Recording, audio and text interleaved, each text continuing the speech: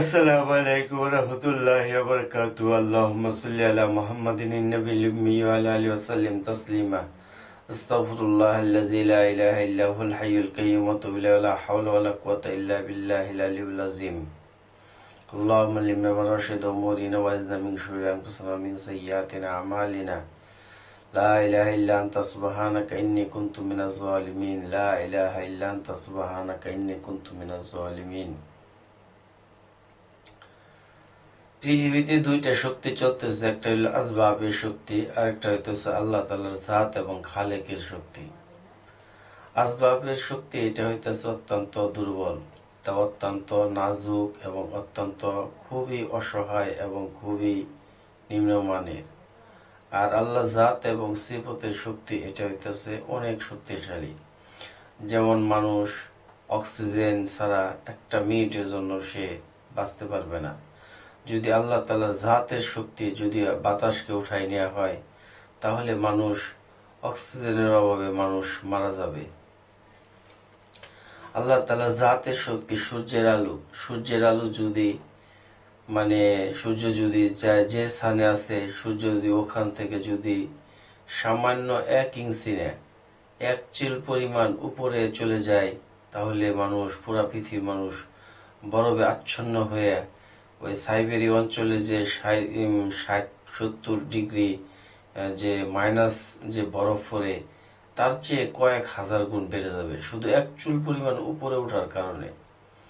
আর ঠিক তেমনি ভাবে 1 চুল পরিমাণ নিচে আসার কারণেও একই অবস্থা হবে, যে সৌদি আরবের ভিতরে 55-60 ডিগ্রি 55 ডিগ্রির মতন কখনো তাপমাত্রা উঠে, যে রুমাল দিয়ে হাইটে গেল মানুষের কপালে ছোঁয়া পড়ে জায়গা। তেমনি ভাবে 1 চুল পরিমাণ নিচে আসার সাথে সাথেই মানুষের মুখ পুইরে ঝলসে যাবে। এটা হইতেছে আল্লাহ তাআলার জাতি শক্তি। তো তখন মানুষ আর এই পৃথিবীতে বসবাসের উপযুক্ত থাকবে না।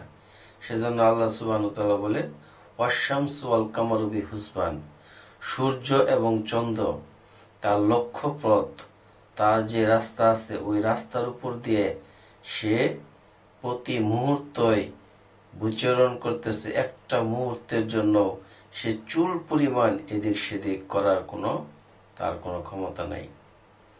তো মানুষ আজকে শর্ট কাজ খুঁজছে। আসলে শর্টকাটের ভিতরে কোনো কথা হয় না। একটা কথা যদি লাস্ট ফিনিশিং পর্যন্ত মোটামুটি বলা যায়, তারপরেও প্রায় 25, 26, 27 মিনিট লেগে যায়। কিন্তু এখন দেখা যায় যে মানুষ ওই অল্প কথাটাকেই শুনে, সেই হিসেবে ওই অল্প কথার ভিতরে আসলে ফিনিশিং হয় না। তো যাই হোক, আমার কথা বলার উদ্দেশ্য হইতেছে এই আল্লাহ তাআলার জাতের শক্তিটাকে দিলের ভিতরে ধারণ করা।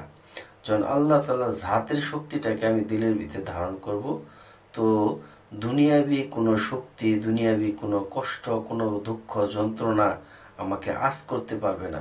যত রকমেরই দুঃখ কষ্ট যন্ত্রণা আমার ভিতরে আসুক না কেন, এবং যত রকমের সুখ সামুদ্রিক অর্থ টাকা পয়সা, মানুষ শুধু কষ্টেই যে মানুষ আত্মহত্যা করে বা সুসাইড করে বা সে অ্যাংজাইটি হয়ে যায়গা, এরকম প্যানিক হয়ে যায়গা, মানুষজন অতিমাত্রায় সুখ পায় জায়গা, তখনও মানুষ আত্মহারা হয়ে যায়গা। অনেক মানুষ স্ট্রোক করে বসে, কারণ সে এটা কল্পনা করতে পারে নাই কিভাবে তার সামনে এত সুখ আল্লাহ তাআলা দিল। সেই জন্য আমরা কখনোই এই দুনিয়ার সুখ এটা কোনো সুখই না। এটা আল্লাহ তাআলা বারবার বলে দিছেন যে দুনিয়ার সুখ সমৃদ্ধি আমরা যদি সূরা মুলুকের ভিতরে বলছেন, ওয়াকিয়ার ভিতরে বলছেন, অনেক কিছুর ভিতরে বলছেন যে দুনিয়ার সুখ এটা কোনো সুখই না, আর দুনিয়ার কষ্ট এটা কোনো কষ্টই না। সেই জন্য আমরা সবসময় প্রতিনিয়ত প্রতি মুহূর্ত চিন্তা করতে হবে আমাদের সামনে লক্ষ্য হইতেছে আখেরাত। আর আখেরাতের জন্য আমাকে প্রতি মুহূর্তে আমাকে প্রিপারেশন নিতে হবে, যে আল্লাহ সুবহানাহু ওয়া তাআলা আমার প্রতি রাজি আসে কিনা, আল্লাহ সুবহানাহু ওয়া তাআলা আমার প্রতি খুশি আছে কিনা, এই মনোভাব যদি আমার ভিতরে থাকে, তাহলে আমাকে পৃথিবীর কোনো শক্তি আমাকে আঁচ করতে পারবে না। সেই জন্য আমরা সবসময় আমাদের আখেরাত, মানুষ আজকে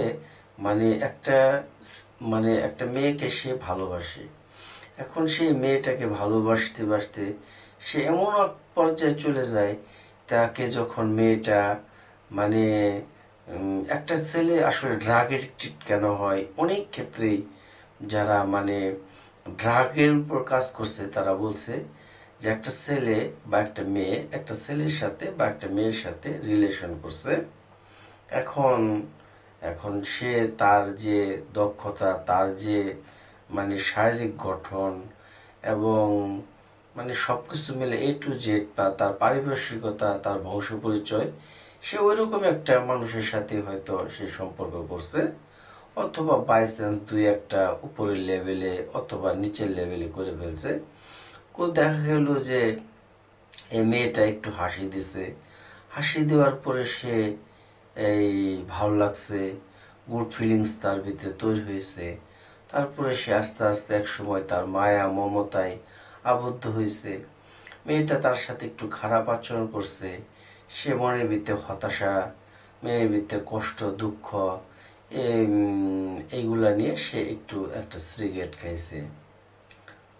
তারপরে আরেকদিন সে ভালো ব্যবহার করছে, তারপরে সে আবার তার সঙ্গে আরেকটু রাগ দেখাইছে, অভিমান করছে, সে ওখান থেকে সে সিদ্ধি খাইছে।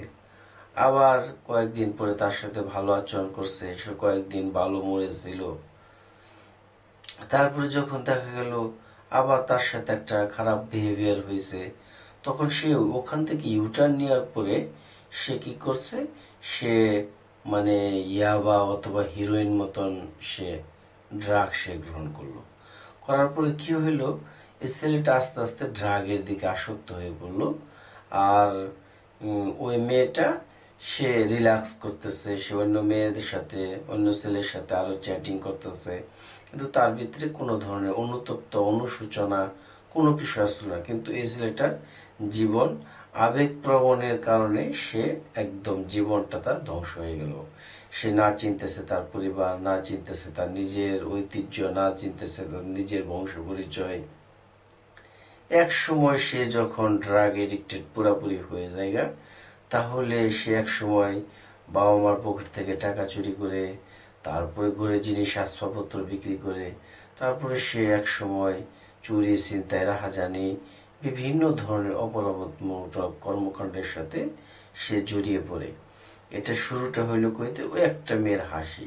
ঠিক এমনি ভাবে একটা মেয়েও যদি এরকম কোনো আবেগপ্রবণ হয়ে যায়, একটা ছেলের সাথে রিলেশনশিপ হয়ে যায়, তখনও দেখা যায় যে ওই মেয়েটা সে এরকম বিভিন্ন ধরনের ড্রাগ এডিক্টেডের ভিতরে জড়িয়ে পড়তেছে।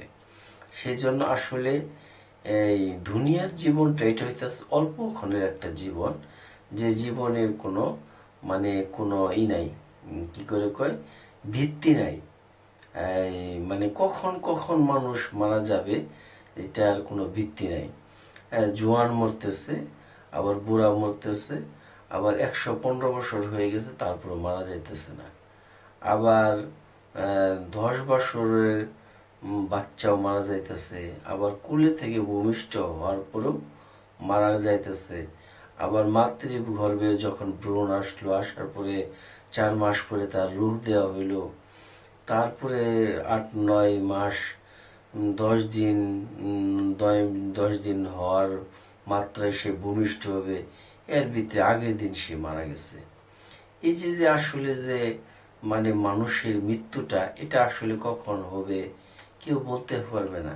একটা মানুষ সুস্থতা ফিল করতেছে, মানে কোনো দিকে তার কোনো মানে কোনো খারাপ লাগতেছে না, তার পালস ভালো আছে, হার্টবিট ভালো আছে, প্রেশার ভালো আছে, হুট করে সে একটা কথা শুনলো, আচমকা কথা শোনার পরে সে তার কোনো দুর্ঘটনার বা অতীতের কোনো স্মৃতি বা কোনো বাবা মার মৃত্যু অথবা কোনো আত্মীয় স্বজনের মৃত্যু, বন্ধু বাবুর মৃত্যু, এ কথা শোনার সাথে সাথে সে মানে সে একদম প্যানিক হয়ে সে এমন অবস্থায় সিচুয়েশন চলে গেছে, মানে সে সে মানে শুই নেই, সে আচমকা সে হার্ট স্ট্রোক করে পরে মারা গেছে। এরকম বহুত ঘটনা রহ রহ বাংলাদেশে ঘটছে। তো এরকম বাংলাদেশে যদি করে সারা ওয়ার্ল্ডের ভিতরে করতেছে একই সিচুয়েশন। তো আমার যে কথা বলার উদ্দেশ্য, দুনিয়ার জীবনটা এটা হইতেছে, আল্লাহ তাআলা বলছেন সাআতান, কিছু সময়। আর আমি যে কথাগুলো বলতেছি এখানে আল্লাহ তাআলা যে কথাগুলো বলছেন, এই কথার ভিতরে কোনো সন্দেহ লেশ মাত্র নাই। আমি আমার মন করা যেটা বললাম এটা হইতেছে, বা ব্যক্তিগতভাবে বললাম, আবেগ অনুভূতি নিয়ে বললাম, এটা এক জিনিস। আর কোরআনের ভিতরে যেটা বলছে এটা ধ্রুব সত্য। আল্লাহ তাআলা বলছে যে আলিফ লাম মিম যালিকাল কিতাবু লা রাইবা ফি। আলিফ লাম মিম, এখানে আলিফ লাম মিম, এখানে আল্লাহ এবং আল্লাহ রসুলকে ইঙ্গিত করে কি বলছে, এখানে তাদের একটা গুপ্ত সংকেত আছে, তারাই বুঝতেছে। জালিকাল, জালি মানে ইহা, কিতাবু ইহা এমন একটি ধর্মগ্রন্থ, ইহা একটি মহাগ্রন্থ, ইহা একটি যে গ্রন্থের মাধ্যমে তোমাকে খবর দেয়া হলো লারাই বাফি, কোনো সন্দেহ লেশ মাত্রাও নাই। সন্দেহ তো অনেক দূরের ব্যাপার, কিন্তু সন্দেহ লেশ মাত্রাও নাই। সেই জন্য আল্লাহ তাআলা ওই জিনিস দিয়ে আমাদেরকে খবর দিতেছেন, আলিফ লাম মিম যালিকাল কিতাবু লা রাইবা ফি, ইহা এমন একটি কিতাব যে কিতাবের ভিতরে সন্দেহ লেশ মাত্রাও নাই। সেজন্য আসলে আখিরাতের তুলনায় দুনিয়ার জীবনটা এটা খুবই নেহায়েত অল্প। বলতেছে সাআতান, কিছু সময়, অল্প সময় মানে কি, মানে চোখের পলকে একটা যে ঝিলিক, মানে একটা চোখের পলকে একটা ঝলক মারে, ওই রকম একটা সময়। আর আখিরাতের ব্যাপারে বলা হয়েছে আবাদুল আবাদ, যেটা শুরু হবে কিন্তু শেষ হবে না। তো দুনিয়ার কষ্ট, সুখ, সমৃদ্ধি, ইজ্জত, সম্মান, টাকা পয়সা, এভরিথিং এ টু জেড সবকিছু এখানে সম্পূর্ণটাই হইতেছে মানে অল্প সময়ের জন্য। আর অল্প সময়ের জন্য একটা মানুষ যদি কোথাও আসে, সে সেখানে বাসস্থান তৈরি করার জন্য সে যদি তার সময়টাকে বের করে দেয়, সে মানে বড় বড় ইমারত নির্মাণ করার পিছনে যদি তার সময়টাকে সে যদি ব্যয় করে দেয়, তাহলে হ্যাঁ, ইমারত করা ভালো বা ঘর দরজা করা ভালো, এটা মানুষের কল্যাণে সে করলো। কিন্তু তাকে অ্যাকচুয়ালি ভাবতে হবে যে আমার মূল টার্গেট হইতেছে, আমার আসল উদ্দেশ্য হচ্ছে আখিরাত। আমি দুনিয়াতে এখানে থাকতে আসি নাই। আর দুনিয়াটা এটা আমার উদ্দেশ্য না। এই দুনিয়াটা হইতেছে আমাকে আল্লাহ তাআলা আখিরাতের জন্য আমাকে কি করছে, মানে পাঠাইছে, যে খলাকতুল জিন্না, জিন ওয়াল ইনসা, এবং মানুষ জাতিকে খলাকতুল জিন্না ওয়াল ইনসা লিয়াবুদু, একমাত্র আমারই ইবাদত করার জন্য আমি তাকে সৃষ্টি করছি, অন্য কিছুর উপাসনা করার জন্য আমি তাকে সৃষ্টি করি নাই। এখন আমি আইসে যদি আমার মানে যে আল্লাহ তাআলাকে বাদ দিয়ে আমি যদি চলি, তাহলে তো আমার যে আখিরাতের জন্য যে আমাকে আল্লাহ তাআলা পাঠাইলো, এটা তো হইল না। এখন একটা লোক রেল স্টেশনে বসে আছে, বসে আছে কিসের জন্য, ট্রেনের অপেক্ষায়। সে নান্দিনা থেকে অনেক সময় ট্রেন দেখা যায় কথায় সকাল 7টায় চলে যায়, আবার এখানে তিস্তা আছে, রাত্রে হয়তো 3টে 4টের দিকে যায়, এটা নান্দিনা থামে না, এটা জামালপুরে থামে। যাই হোক, সে ওই স্টেশনে যায়, সে কি সেখানে বাড়ি ঘর করার জন্য চিন্তা ভাবনা করবে, সেখানে বসবাস করার জন্য অনেক কিছু, সে ট্রেন আসবে সে চলে যাবে। সেরকম ভাবে, তেমনি ভাবে আমাদের মৃত্যু যখন হবে, আমাদের সামনে যখন মানে মালাকুল মৌত আসবে, তখন আমাকে চলে যেতে হবে। আর এই অল্প সময়টা আমি যতটুকু পারি আমি আল্লাহ তাআলার মানে ইবাদত বন্দেগী করে কাটাই দিব, এবং কি আল্লাহ তাআলাকে হার দমে দমে, নিঃশ্বাসে প্রশ্বাসে আল্লাহ তাআলাকে আমি স্মরণ করব, এবং কি আল্লাহ রসুলের যে জীবনী, আমার জীবনের ভিতরে ফিট করা, আল্লাহ তাআলার আদর্শকে, আল্লাহ রসুলের আদর্শকে আমার জীবনের ভিতরে ফিট করা, আমার লাইফের ভিতরে ফিট করা, এটাই হইতেছে আমাদের মানে আল্লাহ তাআলা যে আমাকে দুনিয়াতে পাঠাইছে, এটাই হইতেছে উদ্দেশ্য। তো ভাই, ফজরের আজান হবে, স্লিপ অফ টাং, কাইন্ডলি আমার কথার ভিতরে কোনো ভুল হইলে অবশ্যই মানে ক্ষমা করে দিবেন। আমার ইউটিউব চ্যানেল এমডি রুকনউদ্দিন, পারলে ফেসবুকে যে আমি কথাগুলো বলতেছি, তথ্য প্রযুক্তির যুগ, আর প্রযুক্তির মাধ্যমে এক প্রকারের সাইবার যুদ্ধ হইতেছে। মানে কে কত বেহায়াপনা, অশ্লীলতা, কে কত মানে পোস্ট করতে পারে, এর দ্বারা মানুষের যে চৈতন্য জ্ঞান, যে আল্লাহ তাআলার প্রতি যে পরিচিত জ্ঞান, এইটাকে ভুলাই দেওয়ার জন্য মানুষ যেরকম উঠে ফিরে লাগছে একটা তাগুতের শক্তি। তো এইটাকে আমরাও যাতে করে আবার এই তথ্য প্রযুক্তির মাধ্যমে সারা ওয়ার্ল্ডের ভিতরে আমরাও কিভাবে এই মানুষকে আল্লাহর দিকে ধাবিত করার জন্য আমরাও আমাদের কথাকে জারি রাখবো, যার যার অবস্থান থেকে। আমি যেরকম আমার একটা পা কাটা, তারপরেও আমি আমার অবস্থান থেকে কথা বলার জন্য চেষ্টা করতেছি। আপনারাও যারা জ্ঞানী আছেন, তারাও অনেকে কথা বলতেছে, অনেকে এই প্রযুক্তির মাধ্যমে সারা ওয়ার্ল্ডের ভিতরে ইসলামের আলোকে তারা ছড়িয়ে দিতেছেন। তারা আল্লাহ তাআলার দ্বীনকে জমিনের ভিত্তিতে প্রতিষ্ঠিত করার জন্য দিবারাত্রি অক্লান্ত পরিশ্রম করে যাচ্ছেন। এই পরিশ্রমের ফলশ্রুতিতে আজকে ফিজি আইল্যান্ডের ভিতরে কই দ্বীপ, সেখানে বাঙালি বাস করে। আল্লাহু আকবার। নিউজিল্যান্ড জাপানের মাঝামাঝি, হ্যাঁ, ফিজি আইল্যান্ড, ওখানে এই কি করে কয় মানুষের বসবাস। এবং আমি সেদিনকে একটা ভিডিও দেখলাম, আমাদের জামালপুরের ছেলে ওখানে চাকরি করতেছে। সেই জন্য ওখানেও ইসলামের আলো পৌঁছে গেছে এই তথ্য প্রযুক্তির মাধ্যমে। তো আল্লাহ তাআলা এই তথ্য প্রযুক্তির মাধ্যমে ওরাও যেরকম বেহায়াপনা, অশ্লীলতা চলাইতেছে, তথ্য প্রযুক্তির মাধ্যমে অনেক মানুষ অনেক দিনের দিকে ধাবিত হইতেছে তথ্য প্রযুক্তির মাধ্যমে। তো আল্লাহ সুবহানাহু তাআলা আমাদেরকে যার যার অবস্থান থেকে কাজ করার জন্য তৌফিক দান করেন। আর সবচেয়ে বড় জিনিস হইল, সত্য দিনের প্রচার এবং প্রসার ঘটাতে হইলে মানে আমাকে অনেক ধরনের মানে কি করে প্রতিকূল অবস্থার সম্মুখীন হইতে পারে। এর জন্য আমাকে মানসিকভাবে প্রিপারেশন থাকা, মানসিকভাবে। কারণ অনেক মানুষ আছে এগুলো পছন্দ করে না, অনেক পরিবার আছে তারা পছন্দ করে না, তারপরেও আমাকে করতে হবে।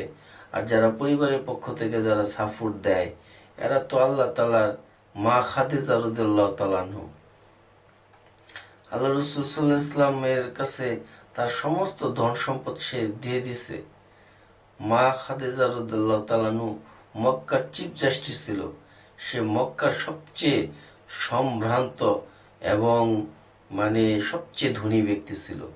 আর রাসূলুল্লাহ সাল্লাল্লাহু আলাইহি ওয়াসাল্লামের মানে কাছে সমস্ত ধন সম্পদ সে দিয়ে, সে মানে হেরা গুহায় যখন আমাদের নবী মুহাম্মদ সাল্লাল্লাহু আলাইহি ওয়াসাল্লাম ধ্যান করত, আর তিনি ওখানে তার জন্য খাবার নিয়ে যেত। বর্তমান যুগেও যারা হেরা গুহায় ওঠার জন্য চেষ্টা করেন, মানে তারা হাফেজা, সিঁড়ি করে দেওয়া হয়েছে, বিভিন্ন রকমের মানে সুযোগ সুবিধা আছে, পানির ব্যবস্থা আছে, ওখানে শরবতের ব্যবস্থা করে অনেকে বিক্রি টিক্রি করে। কিন্তু ওই অবস্থার ভিতরে মা খাদিজা রাদিয়াল্লাহু তাআলা রাসূলুল্লাহ সাল্লাল্লাহু আলাইহি ওয়াসাল্লামের জন্য খাবার নিয়ে গেছে।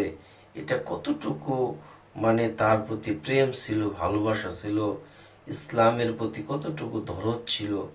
আসলে দরদ থাকা, যে কোনো জিনিসের প্রতি যদি দরদ না থাকে, ওই জিনিসটা কোনো ধরনের সফলতা অর্জন করবে না। প্রত্যেকটা জিনিসের প্রতি দরদ থাকতে হবে, মহব্বত থাকতে হবে, প্রেম থাকতে হবে, ভালোবাসা থাকতে হবে। আপনি বা আমি আল্লাহকে মানে ডাকলাম বা আল্লাহর ইবাদত করলাম বা আল্লাহর বন্দেগী করলাম, কিন্তু এখানে আমার কোনো দরদ নাই, মানে ভালোবাসা নাই, মানে আল্লাহ করে ডাক দিলাম, এটার ভিতরে কোনো ফিলিংস কাজ করতেছে না, গুড ফিলিংস, বাস জাস্ট আল্লাহর হুকুম, 5 ওয়াক্ত নামাজ পড়া, আমি গেলাম আসলাম, এরকম এরকম না। কিন্তু আল্লাহ তাআলা আমার হুকুম যে আছে এটা তো আমি করবই, তারপরেও পার্ট টাইমও আমি নফল নামাজ পড়বো, তাহাজ্জুদ পড়বো, এবং কি আমি আল্লাহ তাআলাকে ইবাদত যে করতেছি আমি এটাকে মহব্বতের সহিত আমি করব, যে আল্লাহর কুদরতি পায়ের ভিতরে আমি সেজদা দেখে দিতেছি, এই যে একটা মানে মহব্বত, এই যে একটা গুড ফিলিংস তৈরি হবে, এর দ্বারা আমার মনের ভিতরে অনেক ধরনের মানে ভালো হরমোনগুলা রিলিজ হবে, যার ফলে আমি এক প্রকারের প্রশান্তি লাভ করব, এক প্রকারে আমি মানসিকভাবে মানে আত্মসিদ্ধি হওয়ার যে একটা মানে উপলব্ধি আমার ভিতরে তৈরি হবে, এবং নিজের আত্মাকে, কলুষিত আত্মাকে আমি পবিত্র করার জন্য জমজম কূপের মাধ্যমে, যেরকম পানির মাধ্যমে মানুষ তার আত্মাকে মানে এক প্রকার প্রশান্তি আনে, যে আমি একটা মহা পবিত্র পানি আমি পান করলাম, ঠিক তেমনি ভাবে আমার এই কলুষিত আত্মাকে পবিত্র করতে হইলে আমাকে কি করতে হবে, মানে আল্লাহ তাআলা প্রেম নিয়ে, ভক্তি নিয়ে, ভালোবাসা নিয়ে আল্লাহ তাআলার ইবাদত বন্দি করা, এবং কি আমি আমার অবস্থান থেকে যতটুকু পারি আমি আল্লাহ তাআলাকে মানে হুকুমকে জমিনের ভিতরে বাস্তবায়ন করার জন্য চেষ্টা করব। কারণ আল্লাহ তাআলা বলছেন, কুনতুম খায়রা উম্মতি উখরিজাত লিন-নাস তা'মুরুনা বিল মা'রুফ ওয়া তানহাউনা আনিল মুনকার ওয়া তু'মিনুনা বিল্লাহ। তুমি হলে সর্বশ্রেষ্ঠ জাতি, তোমাকে বাহির করা হয়েছে মানুষের কল্যাণের জন্য, তুমি কি করবা, মানুষকে সৎ কাজের আদেশ করবা এবং অসৎ কাজে তুমি বাধা প্রদান করবা, এবং কি তুমি তুমি উখরিজাত লিন-নাস, মানুষের কল্যাণার্থে তোমাকে দুনিয়াতে প্রেরণ করা হয়েছে। সেজন্য সমস্ত মুসলমান ভাই ভাই, আল্লাহ তাআলা কোরআনের ভিতরে বলছেন কুল্লু মুসলিম ইখওয়াতি, সমস্ত মুসলমান ভাই ভাই। আজকে আমরা মুসলমানের ভিতরে ডিভাইডেড করে তৈরি দিতেছি, আজকে মুসলমানের ভিতরে আমরা ভাগ করে দিতেছি, আমি বাংলাদেশি, আমি তিউনিশিয়ার, আমি মরক্কোর, আমি সুদানের, আমি পাকিস্তানি, আমি আফগানিস্তানি, আমি কুয়েতের, আমি কাতারের, আমি বাহরাইনের, আমি জর্দানের, আমি তুরস্কের, আমি লিবিয়ার, আমি লেবাননের, আমি কি করে কয় এই সোমালিয়ার, মানে এইভাবে আমি আজকে ভাগ করে দিতেছি। আজকে আল্লাহ তাআলা বলছে কি কুল্লি মুসলিম ইখওয়াতি, সমস্ত মুসলমান ভাই ভাই, আমার পরিচয় একটাই, লা ইলাহা ইল্লাল্লাহ মুহাম্মাদুর রাসূলুল্লাহ, আমি মুসলমান এবং আমার কালমা একটাই, আমি মুহাম্মদুর রাসূলুল্লাহ সাল্লাল্লাহু আলাইহি সাল্লামের আমি আনুগত্য পোষণ করব। এটাই হইতেছে আমাদের পরিচয়, দেশ হিসেবে এটা আমাদের পরিচয়। কিন্তু ব্যক্তিগতভাবে আমরা কোনো জাতিকে, কোনো মুসলমানকে ডিভাইডেড করার চেষ্টা করব না, সে যে ধর্মেরই হোক, সে যে কোনো বর্ণেরই হোক, কালো হোক, ধনী হোক, বেটে হোক, সুন্দর হোক, রাজপ্রাসাদে থাকুক, অথবা সে দরিদ্রর একবারে ছায়াতলে বাস করুক, তারপর আমি তাকে কখনো ভাগ করার জন্য চেষ্টা করব না। আমি এটা বলবো যে সে নবী মুহাম্মদ সাল্লাল্লাহু আলাইহি ওয়াসাল্লাম, প্রফেট মুহাম্মদ সাল্লাল্লাহু আলাইহি ওয়াসাল্লামের উম্মত, আর আমিও উম্মত। এই উম্মত হিসেবে আমাকে আল্লাহ তাআলা বলছেন সমস্ত মুসলমান ভাই ভাই, আর এই হিসেবে আমি এই নজরে আমি দেখব যে আমাদের মন মানসিকতা এমন থাকা দরকার, আমাদের মাইন্ড সেটিংটা এমন থাকা দরকার, আমরা যাতে করে সবাই জান্নাতের ভিতরে একত্রে বসবাস করতে পারি। সবাই যে কালমা পড়ছে, ঈমান আনছে, আমরা সবাই জান্নাতে একত্রিত বসবাস করবে। জান্নাতে ওখানে মেলা হবে, জান্নাতে বাজার আছে, ওখানে সবাই বাজারে যাবে, ওখানে এমনি বাজার করবে। আল্লাহ তাআলা ওখানে, আল্লাহ বলছেন ওমা তাদদাউন, যে তুমি যেখানে ওখানে যা কিছু তুমি দাবি করবা তাই তোমাকে দেওয়া হবে। কোরআনের আয়াতের ভিতরে আল্লাহ তাআলা বলছেন যে সেখানে নাজ নিয়ামত সম্পর্কে এত কিছু আল্লাহ তাআলা বলছেন, যেটা মানে যদি সারা দিন কেউ সারাদিন বছরকে বছর বলা হয়, তারপরেও সেখানে নাজ নিয়ামত সম্পর্কে শেষ হবে না। এমন নাজ নিয়ামত, এই যে প্রেমিক প্রেমিকেরা পার্কে হেলান দিয়ে বসে না, আল্লাহ তাআলা বলছেন যে তারা একে অপরের মানে পাশে হেলান দিয়ে বসবে। সূরা ওয়াকিয়ার ভিতরে আল্লাহ তাআলা বলছেন। সেই জন্য এখানে আমাদের আসল উদ্দেশ্য থাকতে হবে, আমরা সবাই কুল্লু মুসলিম ইখওয়াতি, সমস্ত মুসলমান ভাই ভাই। আর আমাদের আসল উদ্দেশ্য হচ্ছে আখিরাত। আমরা জান্নাতে একত্রিত কিভাবে আমরা থাকব, জান্নাতে যাতে করে আল্লাহ তাআলার আমাদের দিদার নসিব হয়। আল্লাহ তাআলা দিদার মানে হইতেছে আল্লাহ তাআলার সাক্ষাৎ। আল্লাহ তো বান্দার সাথে সাক্ষাৎ করবেই, দিদার করবেই। যে আল্লাহকে দেখার জন্য মুসা আলাইহিস সালাম সে অস্থির হয়ে গেছিল, ব্যাকুল হয়ে গেছিল গা, বেচাইন হয়েছে গা, তার ভিতরে অস্থিরতা কাজ করছে, ছটফটানি কাজ করছে। সে আল্লাহ তাআলাকে এক নজর দেখার জন্য সে যখন তুর পাহাড়ে গেছে, আল্লাহ তাআলা বলছে, মুসা আমাকে দেখা তোমার পক্ষে সম্ভব না, কারণ এই তোমার এই জমিনের ভিতরে আমি যে চোখ দিচ্ছি, এই চোখ দ্বারা তুমি আমাকে কখনোই দেখতে পারবে না। তো মুসা আলাইহিস সালাম যখন বেশি অস্থিরতা কাজ করছে, তো তখন তিনি যখন আল্লাহ তাআলার ঝলক পাইল, আর ওই নুজে তাজাল্লি মুসা আলাইহিস সালাম অজ্ঞান হয়ে গেছে, আর ওই তুর পাহাড়টা যেটা পুইরে একদম ভস্ম হয়ে গেছে। তো এই দুনিয়ার এই চর্মচক্ষু দ্বারা আল্লাহ তাআলাকে মানে দেখা সম্ভব না। সেই জন্য আল্লাহ তাআলা আখিরাতে আমাদের সামনে ওরকম ভাবে আমাদেরকে তৈরি করবে। আল্লাহ তাআলা আমাদের সাথে দেখা করবেন, কারোর সাথে আল্লাহ তাআলা প্রতি মুহূর্ত দেখা করবেন, কারোর সাথে আল্লাহ তাআলা প্রতিদিন, কারোর সাথে কয়েক সপ্তাহ পরে, কারোর সাথে কয়েক মাস পরে, এইভাবে আল্লাহ তাআলা দেখা করবেন। আল্লাহ তাআলা বলছেন সূরা ইয়াসিনে, সালামুন কওলাম মির রাব্বির রহিম, আমার পক্ষ থেকে তাদের নিকট সালাম প্রেরণ করা হবে।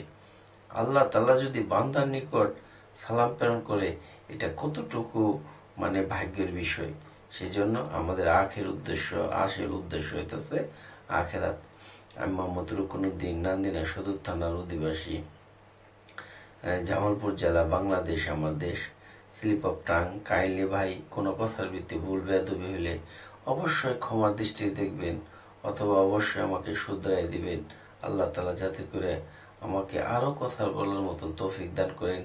আমার ইউটিউব চ্যানেল এমডি রুকনুদ্দিন, পাশে থাকা বেল আইকনটিকে ক্লিক করে দিবেন, এবং আরও বেশি থেকে বেশি মানে যাতে আমি কথা বলতে পারি, এ সারা ওয়ার্ল্ডের ভিতরে, সমস্ত মুসলমানের ভিতরে যাতে করে এই কথাগুলোকে ছড়ায় যায়, এই জন্য তৌফিক দিবে।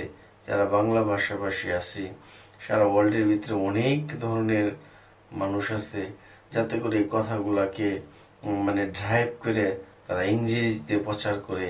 এর জন্য আমি বাংলাদেশ সরকারের প্রতি উদাত্ত আহ্বান জানাবো, যাতে করে জাতি সারা ওয়ার্ল্ডের সমস্ত জিন ইনসান নবী মুহাম্মদ সাল্লাল্লাহু আলাইহি ওয়াসাল্লামের উম্মত, সে যেখানেই বাস করুক না কেন, সে যদি বারবারাস ট্রায়াঙ্গেলের ওদিকে, আর ওই মেক্সিকোতেও যদি, আর ভেনেজুয়েলাতেও বাস করে, আমাজন জঙ্গলেও বাস করে, অথবা বুর্জ খলিফাও যদি বাস করে, তাহলেও সে জাপানের নাগাসাকি, হিরোশিমা বা নিউজিল্যান্ডেও যদি বাস করে, সে নবী মুহাম্মদ সাল্লাল্লাহু আলাইহি ওয়াসাল্লামের উম্মত।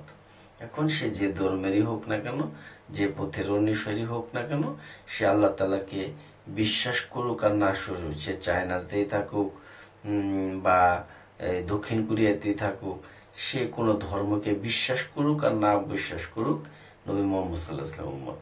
সেই হিসেবে উম্মত হিসেবে আমাদের অনেক রাষ্ট্রে যাওয়া নিষেধ আছে। যেমন ইসরায়েলের মতন রাষ্ট্রে বাংলাদেশে কোনো ভিসা দেওয়া হয় না, তাহলে সেখানে কিভাবে যাবে, সেখানে মানুষ কিভাবে যাবে?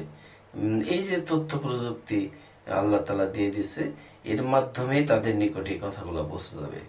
সেটাকে যদি ইংরেজিতে ড্রাইভ করা হয়, অথবা হিব্রু ভাষায় যদি ড্রাইভ করা হয়, তাহলে তার ভিতরে সে এই কথাগুলোকে সে বুঝতে পারবে, বা কথাগুলোকে সে ভাববে। প্রথম হয় আলোচনা, তারপরে হয় আলোচনার পরে হয় একটা মানে মুজাকারা, মানে আলোচনার পরে অনেক আলোচনা হয়, তারপরে মানুষ একটা সঠিক সিদ্ধান্তে উপনীত হয়।